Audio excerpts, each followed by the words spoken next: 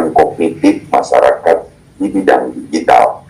Diharapkan masyarakat cakap dalam menggunakan teknologi dan media digital, baik di tingkat dasar, madya, dan mahir, dengan tidak melupakan kelas literasi digital untuk masyarakat inklusif.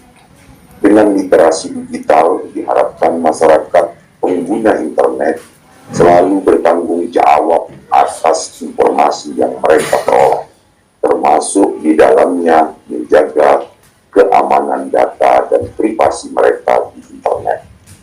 Saya mendukung penuh kegiatan literasi digital yang dilakukan Kementerian Kominfo Republik Indonesia di Provinsi Sumatera Selatan. Buat konten itu kita kayak nggak perlu di bangku sekolah memang kalau membuat konten ya. Jadi semua tuh serba otodidak. Kita mau tidur itu langsung konten, mau makan konten, mau liburan konten, bahkan nggak ada kerjaan aja juga bisa jadi konten gitu.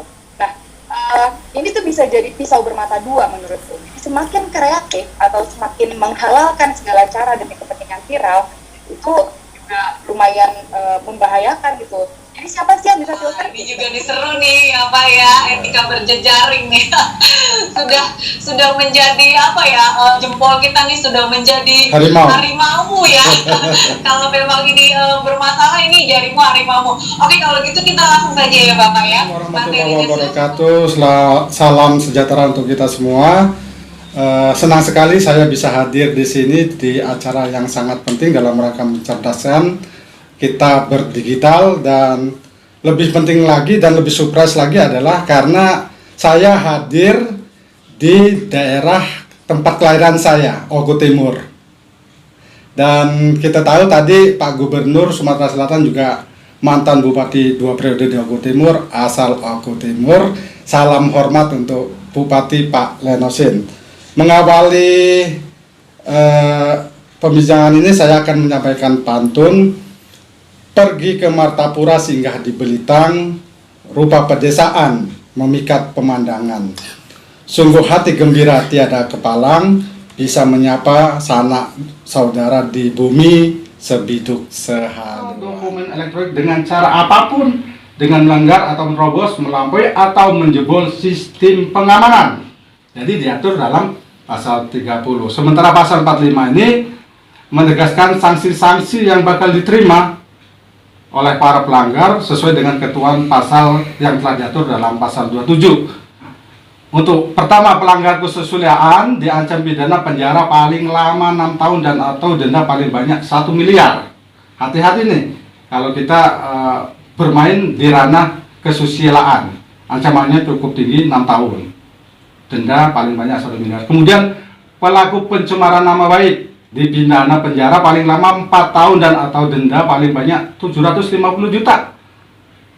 Pemerasan atau pengancaman ini paling lama 6 tahun dan atau denda paling banyak 1 miliar.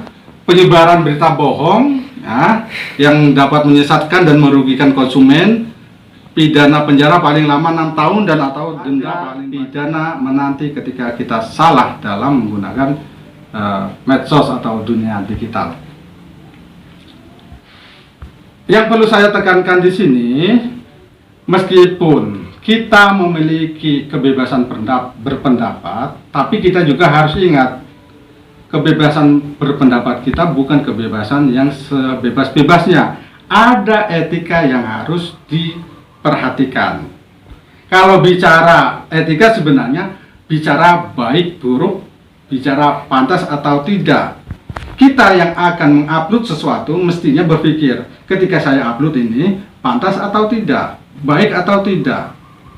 Kalau setiap kita melupakan itu, maka itulah yang sering terjadi. Kita kemudian terlanjur mengupload sesuatu tanpa kita sadar, orang ada yang merasa dirugikan, kemudian menuntut dan bisa dikenakan pasal pidana.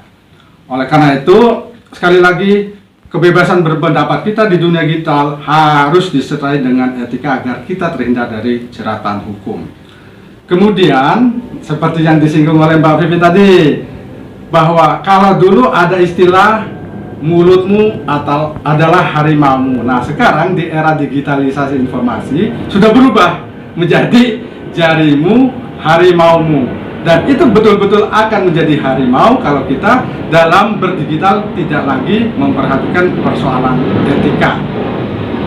Yang harus disadari, jarimu harimaumu yang diakibatkan oleh saya sebut keliaran jari kita, itu bisa menimpa saya, menimpa Mas Dwiki, menimpa Mbak Maya dan yang lain-lain. Karena siapapun bisa terkena itu kalau kita memang tidak hati-hati. Oleh karena itu saya menghadirkan paling tidak 10 kode etik lah ya dalam bermedia sosial yang harus kita jadikan acuan agar kita selamat, agar jari kita ini tidak berubah menjadi harimau. Pertama, tutup informasi privasi. Nah, terkadang kita abai, seluruh hal yang privasi kita upload, dan itu sebenarnya sangat dinanti oleh orang yang berpikir jahat. Karena apa? Dengan bekal informasi pribadi itu, mereka akan berbuat jahat pada kita. Oleh karena itu, sekali lagi, jangan upload informasi yang bersifat privasi. Yang kedua, waspadai kejahatan cyber. Sekali lagi, kaitannya dengan nomor 1 tadi. Kejahatan cyber ini mengintip kita, melihat celah kita, dan itu akan terjadi ketika kita sering mengupload hal-hal yang sifatnya pribadi. Misalnya nomor rekening ditaruh atau diletakkan di medsos, itu memancing orang untuk melakukan kejahatan cyber. Kemudian postingan harus bebas bully, artinya jangan sampai lah ya kita melakukan postingan yang dianggap itu bisa berakibat kekerasan non fisik pada sasaran ya. Jadi harus bebas bully postingan kita. Yang keempat, selektif membaca dan atau men-share berita. Karena kalau tidak selektif, kita akan terjebak pada informasi yang hoax. Seperti yang dikatakan Bu Novi tadi, hoax itu biasanya bombastis, kemudian melebih-lebihkan, kemudian tidak masuk akal. Oleh karena itu hati-hati, jangan sampai kita men-share berita yang sifatnya hoax. Baik, terima kasih Mas Fandi Karanata, pertanyaannya luar biasa bagus. Jadi memang sekarang ini menjadi masalah ketika bagaimana membekali masyarakat kita dengan etika digital. Saya singgung tadi, tugas membuat mereka beretika bukan tanggung jawab orang per orang saja, bukan tanggung jawab orang tua saja, tapi tanggung jawab semua lini. Dan saya tetap berkeyakinan ada 2 yang paling berpengaruh dalam rangka mengedukasi itu. Pertama, keluarga, karena waktu anak itu paling banyak dengan keluarga. Oleh karena itu, edukasilah mereka oleh orang tuanya. Tapi nggak mungkin juga itu dilakukan kalau orang tuanya juga belum teredukasi. Nah, oleh ini menjadi perhatian kita. Jadi orang tua mesti punya edukasi digital yang baik. Yang kedua, manfaatkan secara maksimal dunia pendidikan, karena di samping keluarga atau orang tua, waktu terbanyak anak itu habis di dunia sekolah ataupun dunia pendidikan. Oleh karena itu saya berpesan kepada Bu Maya dan yang lain-lain, tolong juga disinggung soal edukasi digital di sekolahnya kan. Pastikan kepada mereka bahwa digital itu penting, tapi lebih penting lagi adalah menggunakan digital itu untuk hal-hal yang positif. Ku tahu cepat atau lambat kamu kan mengerti. Hati bila dipaksakan pasti takkan baik. Pantasnya kamu mencintai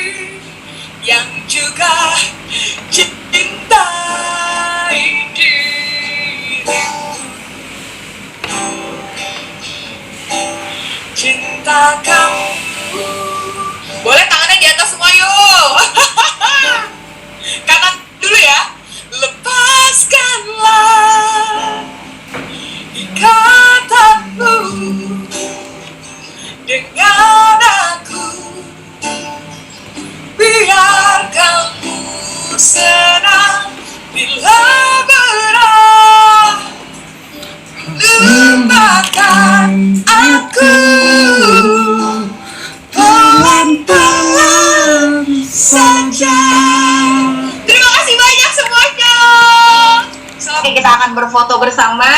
Mau berapa pose? Oke, pose yang pertama boleh seperti ini ya. Oke, salam sehat, salam semangat, Indonesia hebat. Nah, dalam hitungan ketiga teman-teman admin akan membantu untuk foto ya. Yuk, 1, 2, 3. Iya.